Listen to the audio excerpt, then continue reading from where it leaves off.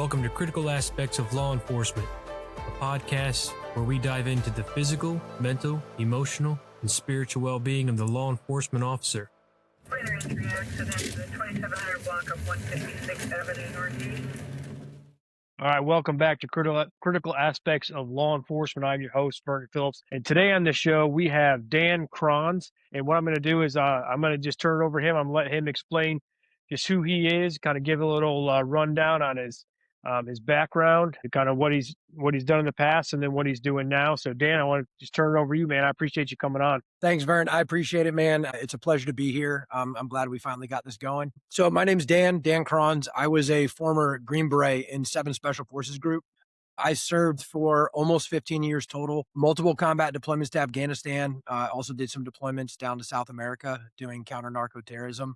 But the majority of my career was combat operations in Afghanistan. Sadly, I medically retired in 2024. Left the military before I was ready to. I had the aspirations. I thought I was going to be, 4-star general. I really did. And so, a mix of the fall of Afghanistan and just watching our country pull out, coupled with what I was going through personally and physically, and it ended my career shortly. And so that was a rough time, being removed from a tribe that I thought I was going to be at for a very long time, and going through a little bit of an identity crisis was a harder feat than I was ready for. But an area that really turned my life around and kind of saved it, per se, is the wellness community. And it started with taking care of myself, and it's something I became very passionate about. And kind of why we're talking today is I started working for an organization called Sharp Performance. They are a cognitive performance coaching platform for high-risk professionals. And in short, we took the lessons learned from being in our country's longest war, 20 years of sustained combat operations. For example, I've lost more friends, more men that I've served with in combat operations, exchanging lead downrange with Taliban. I lost more to suicide than I did in combat. And we started looking at, what are the reasons for that? We look at things like PTSD and what the VA is doing. I'm not here to talk about any of that, but we kind of found some secret sauce, and we saw another community that's struggling very deeply right now, and that's the first responder community. It's no secret across the board with police and fire, more service members die by suicide than in line of duty deaths. And so it's become our company's mission to bring a service that is absolutely needed and required. And we found something really special. And I know that's how you and I first met. And that's, why I'm here doing this. But that's the quick intro on me. Yeah. And there's a lot there. I mean, we could pull apart and draw and, just kind of dive into, but obviously you've got a lot of, experience and a lot to draw from. But when you kind of look at, your time in the military and then also what you're doing now, how did you just keep yourself balanced? Like, what did you do to just keep yourself physically, mentally, emotionally, and spiritually just, grounded and just dialed in? Because that's a big thing, right? Is making sure that we're balanced individuals, right? We want to operate at our best and highest capacity. And to do that, we got to make sure that we're investing in all those areas. So, what is it that you were doing that kept you dialed in? I'm going to start with while on the job. I think some things I did very well when I was active duty and an operator and extremely busy in that realm. It goes with taking care of yourself. What you put in is going to come out. And so I think initially what I did a really, really good job at was staying physically fit, eating healthy, focusing on sleep, even things simple like hydration. But that's only going to take you to a certain point. At my prime, I was a physical specimen. You know what I mean? I was like rucking 20 miles, running 20 miles, doing multiple workouts a day. That was not a problem. Yeah. I'm going to get there. I'm going to get there one day. Yeah. I'm probably not going to have that body until I go to heaven. Right. And then, I get my new body and I'll be like, oh, this is what this looks like. Exactly. But that only takes you so far, man. Yeah. I think to talk about the things that I didn't do well, I didn't take care of this thing right here. I didn't take care of my mental health. I was doing nothing proactively. I wasn't doing things to push into my parasympathetic nervous system. I wasn't doing things to take care of my spirit, my soul, my body. And what happened to me is I broke. I hit rock bottom. Not only did I lose my military career, shortly thereafter, I lost my family. I went through a divorce. I have 2 young boys. And when I lost my foundation, that's when I started to crack. And thankfully I had the right resources and the right people in place to kind of help me turn that around. So first and foremost, having a solid group of individual, a tribe who can be there for you, understand what you're going through, and be a support system, that is one of the most important things that I've found to keep me afloat. The next piece is taking care of your nervous system. And it's simple things. It's, waking up in the morning and first thing, not getting on my phone. I'll spend the first part of my morning doing quiet time. And, that looks different for different people. Quiet time could be spending time in the word with whoever that is for you, your Lord and Savior. It could also be just spending quiet time off a screen, putting earbuds in and doing some mindfulness and meditation. I have learned that has become my cornerstone and my foundation for living a lower level stress and anxiety lifestyle. And just like anything else, it's over time. Like, you don't start running a marathon by doing long distance runs. You start with doing short runs and building up. And now that I'm on the back end of things, that's what I see. I've seen the second and third order effects of talking with the right people and getting sound advice, taking care of myself in a diet way and a physical way by working out. But more importantly, it's been taking care of this thing. Yeah. And doing those right steps on a daily basis. And it's over time. You look back a year later, you're like, oh my gosh, like I can manage stress. I can manage adversity. I can manage hardship in a much better way than I was ever able to before. And so it's absolutely holistic for sure. Yeah.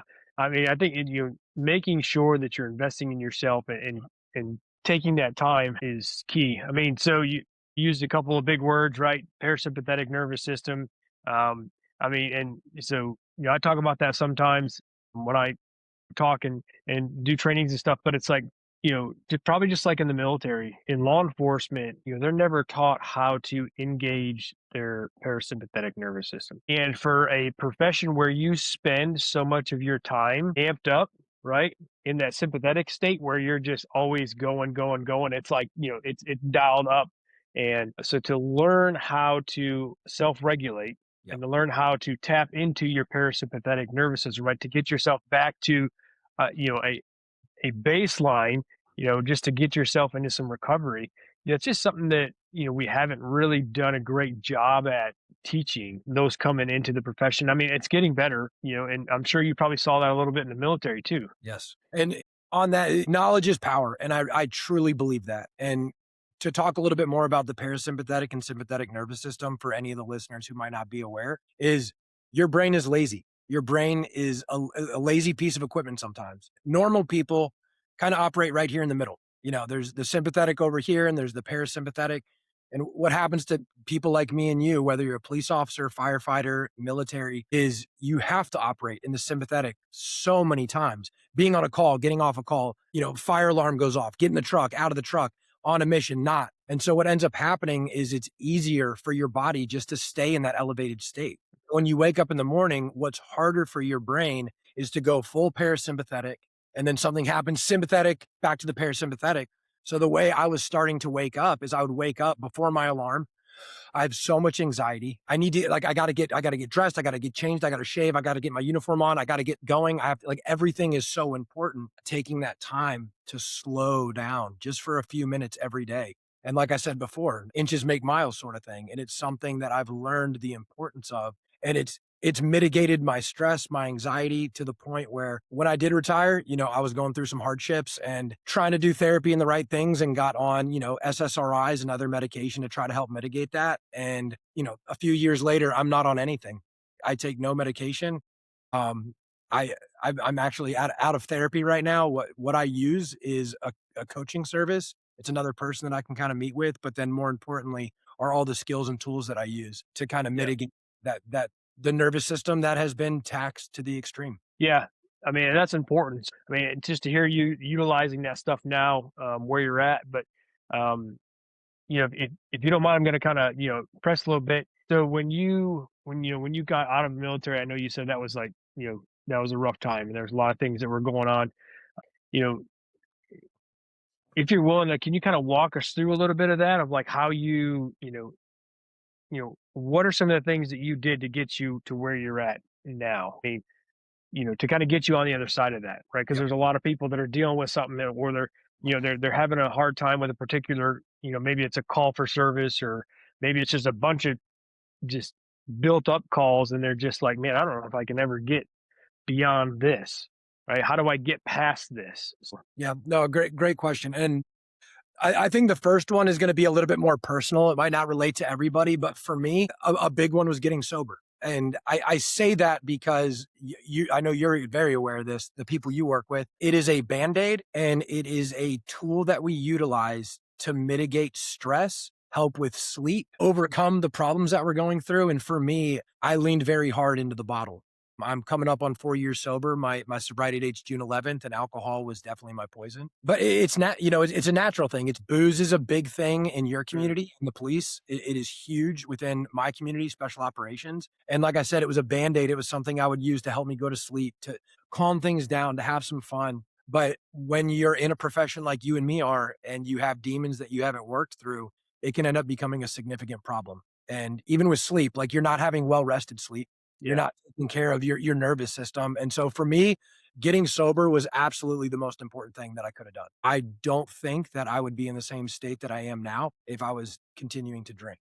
But again, what I'm not doing is condemning drinking or saying that you can't do it. But moderation for a lot of us A-type personalities is a very hard thing to manage. I am still, that saying, like anything worth doing is worth overdoing. That's something I Yeah. have very even working Yeah. out, I can overdo it in that aspect. Yeah. So for me, first and foremost was that. And then it's prioritizing the little things. I think a lot of people with our backgrounds, we don't prioritize sleep. That's another big one. I mean, that is when Mm. your body is literally resetting. Your body is changing its growth hormones. It's healing itself. And we stay up late. We get up early. We don't prioritize that. And so that was my number two, was prioritizing my sleep. And then things that come along with that when you get sober and you're sleeping well, taking care of your physical, the body, getting outside. When I was going through my retirement, I was involved in a couple severe blasts, a lot of wear and tear on the body. So when I started going through retirement, I had my third shoulder surgery. I had bilateral knee surgery, both my knees done. I had 4 cervical spine epidurals. I probably need spine surgery. I didn't take care of myself. And Mm. it's little things like not going on a walk, not getting outside and getting sun, not getting the body moving. And you can easily find yourself in a state that you would never think that you would be in, like I was. I went from being a high optimized operating Green Beret to a couch potato that sleeping in, getting up whenever, staying up super late, not doing anything. And it's little things. Getting out, getting some sun. I do morning walks. I go to the gym 30 minutes a day, something simple to get the body moving. That's all the physical stuff. I cannot overemphasize the importance of finding somebody that you trust, somebody who is vetted. I say vetted because you might have trust with that individual, but what is their background? What is their training? What is Yeah. the ability to provide you with that advice? There is no replacement for talk therapy. I put it in quotes because what I'm not saying is that you need to talk to a necessarily licensed professional or clinician, but the stuff that we do, the stuff that we see, the things that we go through, and even more so, being a man. Nothing against the women, but we have this macho, oh, I got to be the alpha male. I'm tough. That bravado, talking to somebody. And for me, I had a man in my life by the name of Michael Wise, former Green Beret, and then I work with now Brendan Dowling, former Navy SEAL. There is something about talking to an individual who has been through similar things that I've been through and having it be normalized. Like, yeah, Dan, of course you get angry when X, Y, and Z happens. Like, look at what you did in the past. Like, look what you did for the last 15 years, dude. Everything you're explaining to me is completely normal. It's normal to feel sad. It's normal to feel upset. It's normal to feel depressed or anxious. Staying in those states, that's a different story.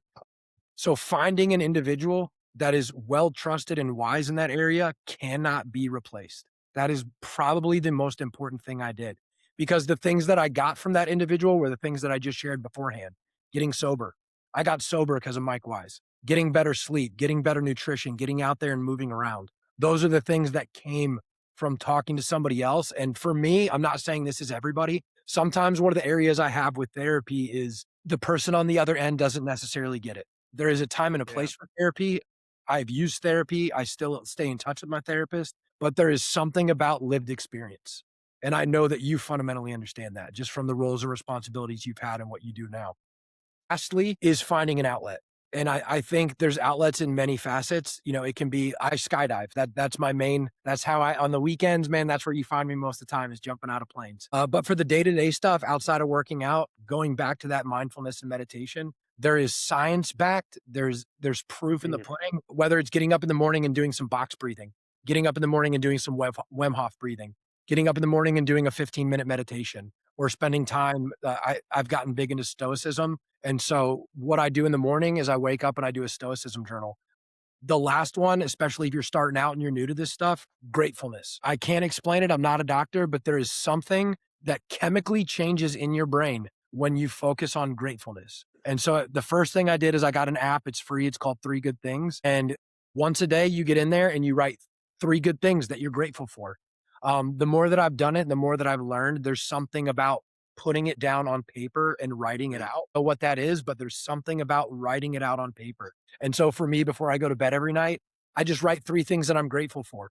And it can be as simple as, like, honestly, one of them is probably going to be this. I'm grateful for the friendship that I developed with Vern, which then allowed me to get on a platform and talk on a podcast and talk about something that's extremely important to me. It could be that simple. It doesn't have to be this grandioso thing. But I say that because it's all too often in our profession, we see rough stuff. We see dead kids. We see trauma. We see violence. We see things that most people shouldn't see. And that's not normal.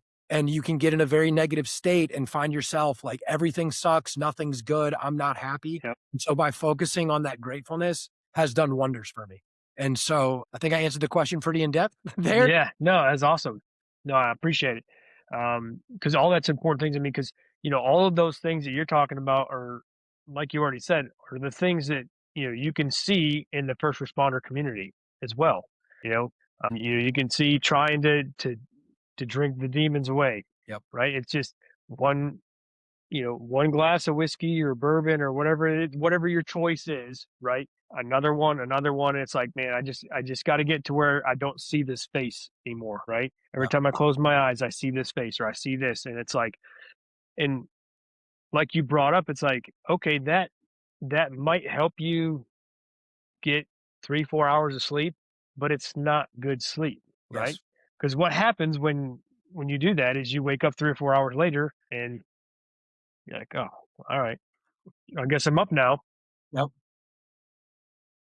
You're not getting that good, restful, regenerative sleep because, that's vital, like you said, to your body and your mind. And I'll tell you right now that, for me, that's probably an area that I definitely could do better in is just, prioritizing sleep better. Just like everybody else, you're busy, work, family, just, you get home and by the time you kind of go through all the routines, the nightly routines that you have, you finally get ready to go to bed, you're like, man, okay, so we're pushing, 11 o'clock, 12 o'clock, 1 o'clock, depending on what's going on. And then hey, my alarm's getting ready to go off in, 5 hours. So it's that perpetual cycle. Eventually that's going to catch up with you and you're going to, you're going to wear your body down, and then just practicing some of those other things you're talking about, getting yourself out of, that negative suck, right? That negative suck hole that if you just stay in that, it'll just perpetuate and you'll just continue to revolve around what you perceive as all the crap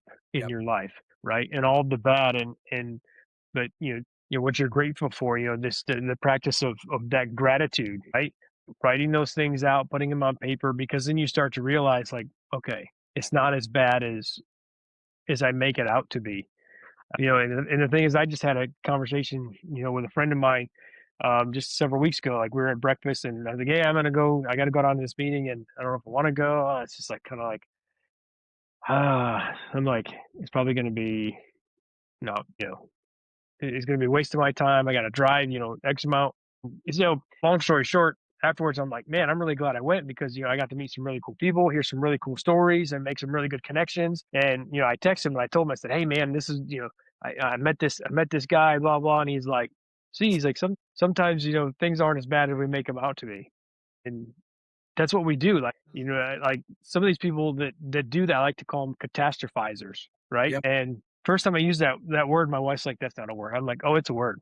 I'm like, and I've used it in a paper, during my doctoral studies, and she's like, that's not a word. I'm like, oh, it's a word, right? It, just everything is a huge deal. Everything's worst case scenario. Everything is, suck, right? And it's like, okay, you can find one thing, right? So just if you're somebody, that's listening, all 5 of you, right? That and you that's where you find yourself, and you find yourself in this area where like you're just constantly focusing on the negative, right?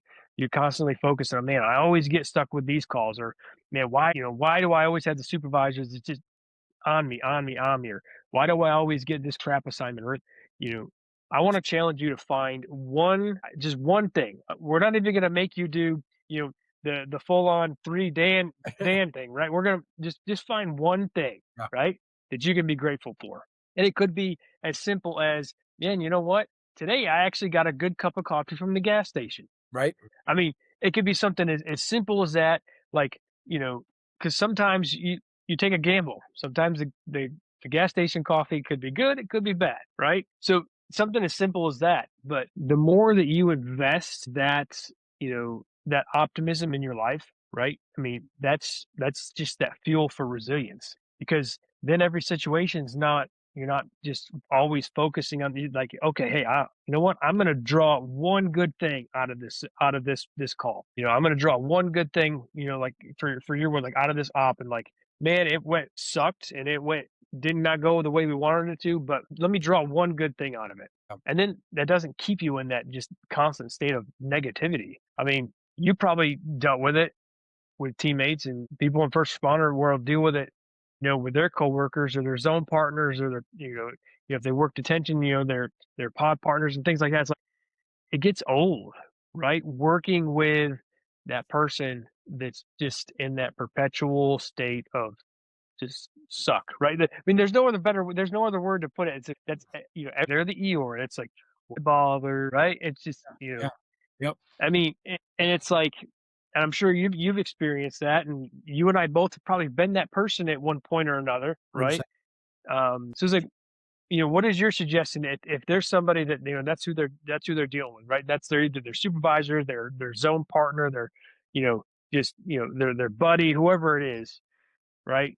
What would you suggest? How would you suggest just kind of plugging back into them to get them out of that? Yeah. As silly as it sounds, man, at first it's the power of positive thinking. It really is. I mean, as the whole time you were talking, that's one of the things I was thinking about, how easy it is to walk outside and be like, oh man, this sucks. And the more that you see negative, you're going to continue to see negative. It's just science. And so like my encouragement to somebody like that is be that positive person for that individual. Like that, I know that when my buddies are going through a hard time, like, oh man, this sucks or this sucks, provide them with a little bit of silver lining. Yeah, man, but dude, at least you get to see your kids.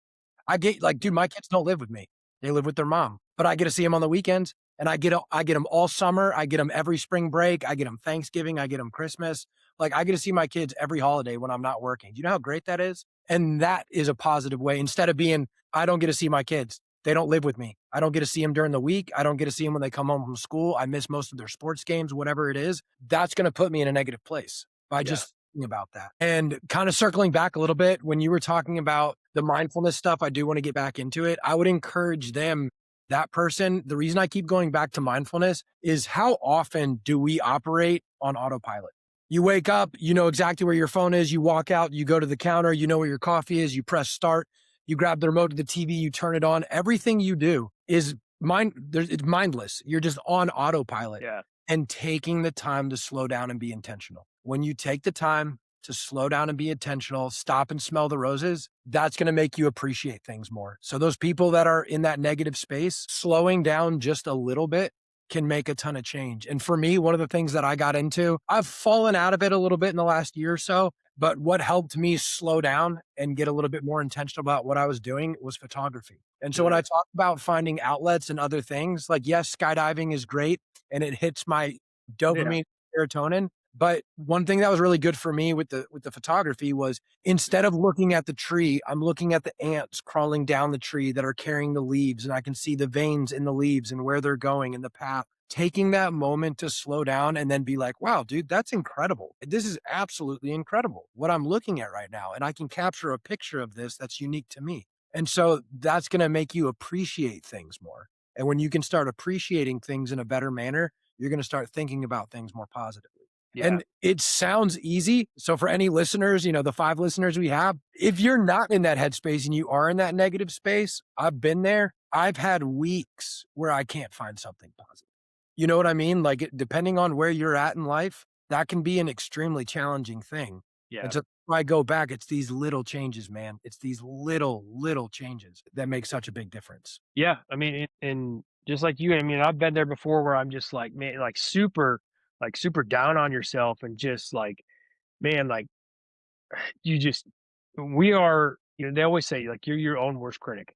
Yeah. And you absolutely that absolutely is true. I mean, like there'll be some times where like, stuff will go, go on in my life and I'm just like, bam, like just absolutely dogging myself, right? And and sometimes my wife will have to be like, she'll gut check me and be like, well, what are you doing? Why do you why do you talk to yourself like why do you talk to yourself that way? Like, and it kind of makes you have to step back and be like, what way? Right? Because you can do it so often and so like, so often that it just becomes like a default, Yeah. Yeah. right? To where you mess up and you're automatically, like, man, what you idiot, like why are you so stupid? Like, why are you so stupid? Like, what is wrong with you? Like, and then it just spirals from there. You're like, man, you're always messing with this, what you're always doing, and then you're throwing out the always, right? You Yes. always do this, man. Every time this is what you do. And it's like we start doing this we start throwing out absolutes, and it's like, okay, dial it back, right? And it's like, okay, yep, messed up, made a mistake. What do I need to do to not make that mistake moving forward? And like you said, I mean, sometimes you could just be, man, like just in a rut. I mean, just a couple weeks ago, like I was just like, man, like I was just in a rut. I'm like, what in the world? I'm like, what the heck is wrong with me? Come on, like to get yourself, get yourself in gear, and and then you kind of start falling back in these old patterns where, especially in this profession, you always hear, hey, just, suck it up, right? Pull yourself up by your bootstraps. Have you heard, hey, we don't get mental health days? And it's like, you know, sometimes there is the need, right, to have that old school mentality just kind of come in and say, hey, okay, stand up, stop. But then there's also times where it's more than that, Yeah. right? Other things need to take place, other steps need to happen before you can kind of get yourself to that point where you can talk to yourself and say, all right, hey, enough. All right, let, let's get moving, let's get up, dust ourselves off. It's a new day, right? You know the routine. You know what you need to do. Put it in practice. And that's what my wife will do for me is like when I kind of when I get stressed or I kind of get in those moments, she'll be like, "Hey, what do you need to do?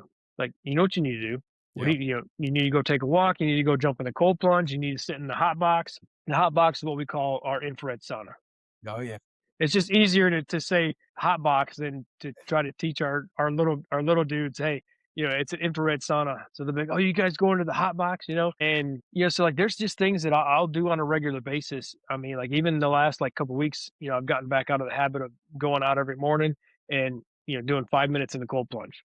Okay. Yep. Just I mean, like you go out and I'll just put my my AirPods in, and I've got a clip that I screenshot, and it's just a bunch of Viktor Frankl quotes for like 5 minutes, right? And it Okay. just cycles through that, and I'll turn that thing on, and I'll get down in there, and I'll just right, just control my breathing, let that thing play through, get out, and it's like, man, it's as soon as you get in, I'm sure you're familiar with cold plunge, and you probably do it. It's like, man, it's like something. It's like there's a switch, there's a dial in your brain, and it just goes. It's like somebody turns up the dimmer, Yeah. right? It's like, bam, and that's why I love it. If I don't get out there and do it, I'll just take cold showers every day, right? It's the best things you can do for your cardiovascular system as well. Yeah. So, even though I haven't been going out there and getting in that every morning, like I still do the cold showers just because, for one, it's good. It builds up your resilience, right? It's good for your immune system. It boosts your metabolism. It's just good overall for your body. It helps you wake up in the morning, helps your mind kind of just brighten up. But, there's some people that not a chance. Yeah, I know. they will not do it at all. But for me, that's just one of those things that I kind of leaned into that I really enjoy, just like the hot box. I mean, when I really started diving into myself a couple years ago, like, hey, like what are some of these things I can do? What are some of these modalities I can like practically put in place? I was going to a holistic medical practice where they had the cold plunge and they had brain tap, and they had these other things. So it's like after, I did that for about a year, I was like, you know what? We should invest in our own infrared sauna. And we looked and we found a good deal, and we've been putting that to use. We use it almost every night in my house. There's a couple nights, just because of things like we don't get into it, but when I get home, we change our clothes, we get out in the garage, we do a workout, and then we finish up with the hot box. And it's just, man, it's just part of the routine. And when you get out of that, then I've also noticed that my endurance to doing 30, 40 minutes in the hot box reduces, right? My ability to sit in the cold plunge for 5 minutes significantly reduces. But when you kind of remove that for a time period, man, you get in the hot box and it's like 140 degrees, and you're like, how long have I been in here? Like, and you're like, man, have I been in here 5 minutes? It's like I used to sit in there for 50 minutes, right? And it just used to be my time where the one at the health practice was larger, right? I think it was a 4-person, so I could go in there and I could lay down on the bench, and man, I'd doze off for a good 30 minutes.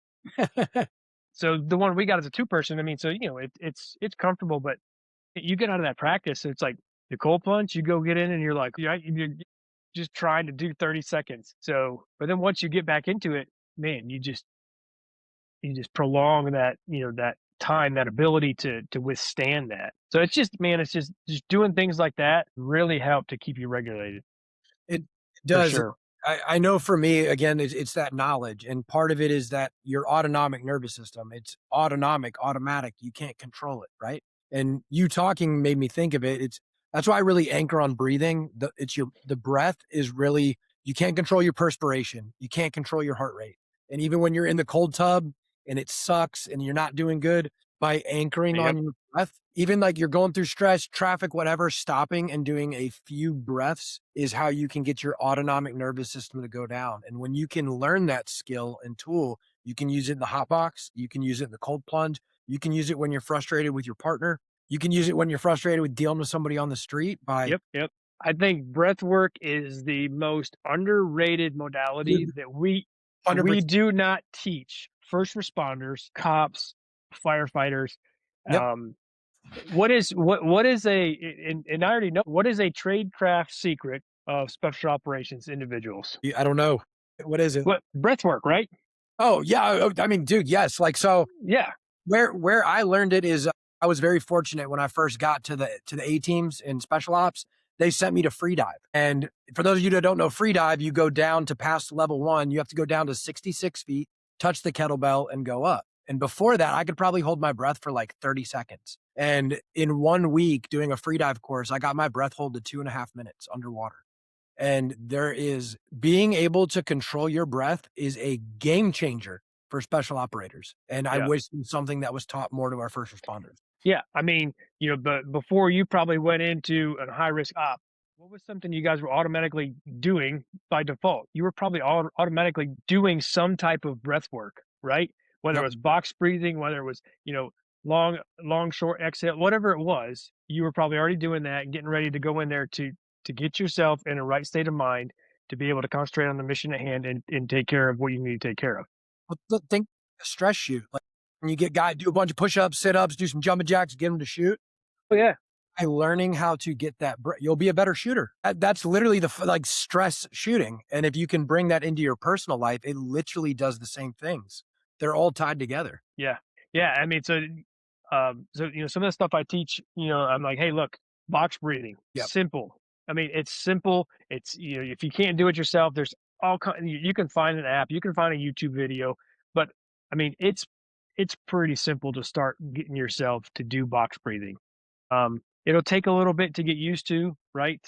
To start going through the cycle, but Yep. once you start doing it and you just start integrating that into your daily life, you'll find yourself doing it by default. So I was telling him, I said, hey, look, anchor it to something. So as soon as you leave for work in the morning and you get in your cruiser and you click your seatbelt, do a series of box breathing, right? The same thing when you get home to try to, kind of self-regulate before you can get out of the car. As soon as you unclick your seatbelt, do a series of box breathing, right? Or I say, hey, when you go in and you start taking off your uniform and your duty belt and all that, and you start taking, you take gun up in the safe and you start going through all your stuff. Every time you take off an article, of the job, Breath. do a series of box breathing, right? Because for one, you're anchoring it to what you're doing, but the other thing is you're physically tying your breathing to I'm shedding Yep. my job for the day, right? I'm no longer deputy so and so. I'm no longer officer so and so. I'm no longer operator so and so. Hey, I'm getting myself back into where I can engage my family, my friends, those that are around me, because the first group of people that we crap on is our support network at home. Yep. There is. Everything you bring in, you dump it on them, then or you come in and you're shut down, you're stonewalled, you're checked out, and that translates to them as, well, what did I do? Right? Must be me. I know that he's at work all day talking, engaging, and everything. But what they don't know is it could be the fact that you just did CPR on a 3-year-old, right? So figuring out a way to self-regulate before you cross that threshold, like that is one of the biggest things that we need to be teaching our people. Absolutely. I mean, like you've got to plug that in, because in the first responder community, I mean, families are just getting destroyed because people they're not self-regulating and they're not communicating. Yes. Right. And that's a huge thing. They don't need to know everything that happened, right? They don't need to go in and they don't need a detailed timeline of everything you did that day, right? Because you don't want to, vicarious trauma, right? You don't want to give them that secondary trauma, but they just want to know something. Yeah. They just want some type of conversation, some type of interaction, some type of communication, like a phone call or text on the way home. Hey, today's a pretty rough day. When I get home, just give me 5 minutes, give me 10 minutes just to kind of self-regulate, and then let me jump in. Right. So, but that doesn't happen. It's like, no, it doesn't. And to kind of jump in here is, yeah, anybody in a high risk profession, like, especially if you're new, use everything you just said is what kind of like spurred this, but it's preventative. People need to learn how to do these skills way, way before then. Like the analogy I use, I think I even used this one with you when we were on the phone at one point. Nowhere else in health community are we reactive. We're proactive everywhere else. Like, for example, I bet everybody got up this morning and brushed their teeth, floss, use mouthwash. You're going to see your dentist a couple times this year. You're going to brush your teeth again before going to bed. Proactive oral hygiene before things get bad, so things don't get bad. For some reason, we don't treat the strongest tool in our body that same way. And if anybody should be doing it, it's first responders. My understanding is first responders see more traumatic events in 1 year than most people do in a lifetime. And there's something called your allostatic load, which I'm sure you're familiar with, but it's the cumulative wear and tear on the body and brain caused by chronic stress and repeated activation on the body's stress response and nervous system. And that's why the allostatic load is extremely high in combat veterans, first responders, and high stress roles. And so that context actually explains PTSD, burnout, and recovery. And so, I mean, one of the reasons why I'm working for the company that I do is all the things that I just talked about is what Sharp Performance does. Like a little bit of a shameless plug here, but it's a coaching service. We provide unlimited coaches for first responders, and we have over 100 exercises that you don't have to go to Google or YouTube to look this up. It's all built in there. But these are the things that I've done to help manage some of this stress. And so, to circle back to the point of this is anybody who's even thinking about going into this community should be learning how to do this stuff now. So that 10, 15, 20 years on the job, you have a backpack of tools on how to mitigate and manage that. And I think that is a gap that I saw within my community in special operations, and I see right now in public safety. Yeah, and I think what you talked about is good, because you have to have a backpack of resources, of tools, right? Because every situation, right, you're not going to just be able to pull out one tool that you can keep in your backpack and it solve everything. I mean, we'd like that, but I mean, I go into my garage and I've got tools for different things, right? That's just the way it is. There's a different job that I'm going to do, a different project I'm going to do. It's going to be a different set of tools than a different one. You have to have that adaptability. And the other thing is, like, you're gonna fail. Like, there's gonna be times where you're gonna fail and you're gonna go reach for a tool or something, and like you're just gonna you're going to muck it up. Right. And so, and that's just happened to me last weekend. Like I was trying to make these roll up things, and I was using the air fryer, and I was like, man, these things are going to come out awesome. They're going to look great. And I've done it before where they come out and they just look really cool. So I'm like, hey, I'm going to take rice paper, right? And I'm going to make these, kind of like a pizza roll, but it's going to be more like a stromboli. I was going to put, ricotta cheese in there and some pepperonis and stuff. And I'm going to roll them up, and they're going to come out awesome. It's going to, and I coated it in egg, and I threw a little, I crushed up some like pork rinds and gave it. Anyway, long story short, take these things, put them in the air fryer, and then I go to flip it, and it completely just like, like, yeah, it just went. And I was a little bit embarrassed. I went back and I apologized to my wife. I got so mad. Like, Yep. I was sitting there at the counter, and I got this stupid air fryer, and I go in there to flip the thing, and the thing is like, it's sticking, and I go to flip it, and it just breaks open, and now I got ricotta cheese all in the air fryer, and I'm just like, and I could just feel it, right? It was just like, I was so mad, and I'm just like, and she comes over, she's like, what can I do? What can I do? I was like, I just want to be left alone. Just, Need a minute. I need space. yeah. I'm like, I need you to get away from me. Yeah. I feel you, man. I'm right there with you, bro. So I went, and I say this, and I'm being completely transparent. They're like we're not always going to be at our best, right? The thing is like, so leading up to that, I was hyped up. I'm like, man, this is going to be awesome. These things are going to come out awesome. She's going to be like, ooh, that's, because my wife's going to be like, man, those things are great. Part of it is, I'm a perfectionist, right? So when things don't go the way that I think they need to go, but Yeah. So I took a few minutes, and I was like, okay, it's not a big deal. Let me just rework it. Said, all right, I'm going to use a little parchment paper this time, and, and we got it done. But I went back, and I just, I said, hey, look, I said, and I apologized, and I was accountable for, I didn't I didn't throw anything. I didn't smash nothing, right? I didn't, I didn't, yell at my kids or anything, but I was just, she came over to offer to help, and I was like, no, just, Yeah. I'm good. And she's like, you okay? I'm like, no, I'm so angry. It was almost like, I couldn't even say that I was so angry. And I was like, wow. And I went to her, I was like, I'm kind of embarrassed. So then I had to kind of like, all right, because it wasn't about the stupid roll up thing in the air fryer. No.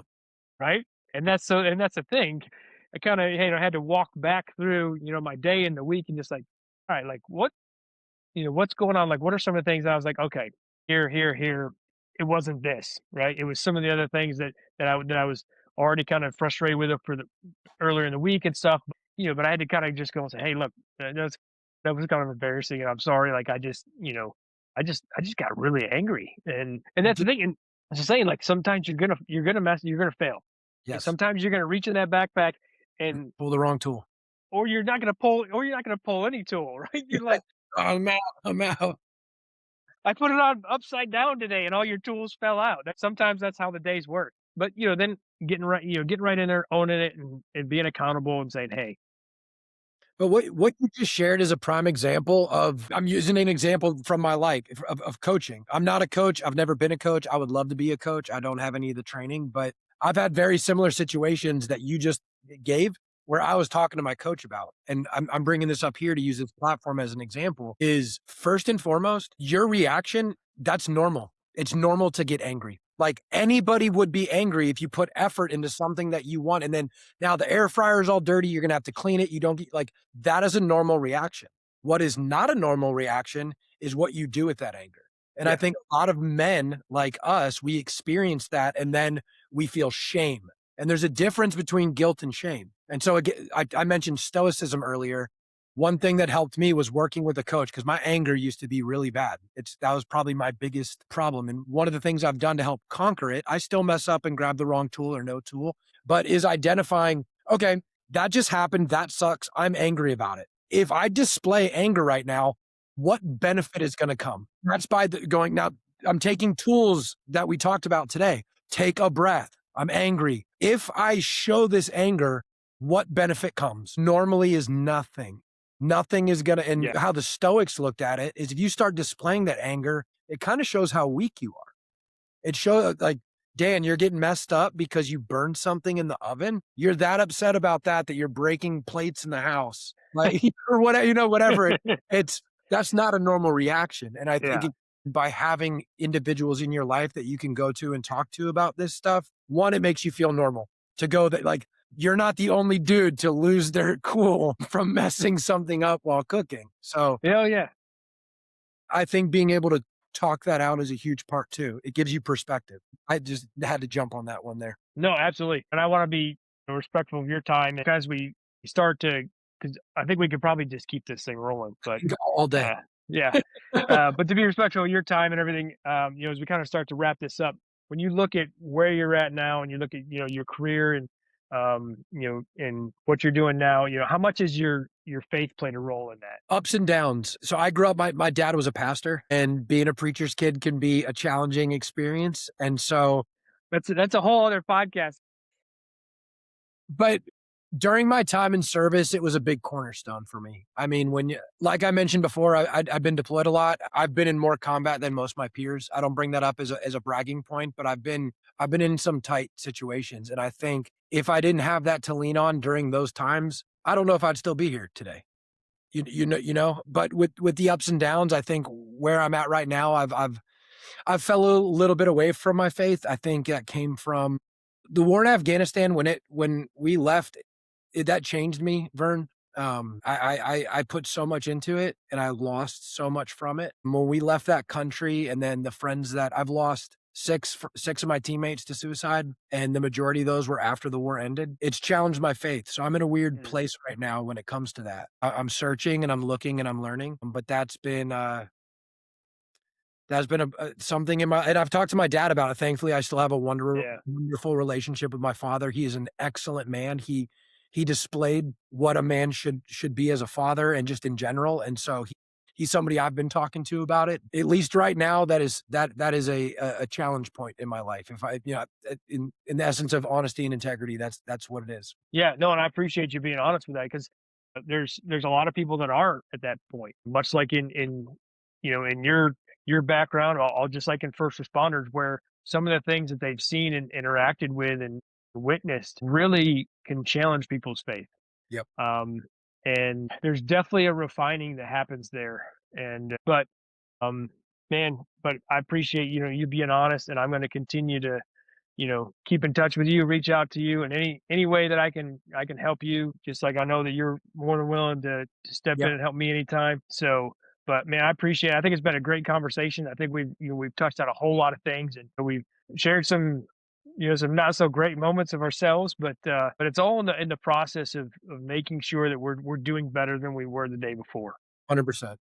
And that's what it's about, right? We want to get people to a place where they're operating at their best, and that's not just from a physical standpoint, from a mental standpoint, emotional, it's from the whole, all of it across the board, right? That's why I like to dive into the physical, mental, emotional, and spiritual, because we want people to be well-rounded, well-balanced, and just investing into all those areas in their life just to make them a better individual. Couldn't agree more. And I appreciate it. And I appreciate what you're doing.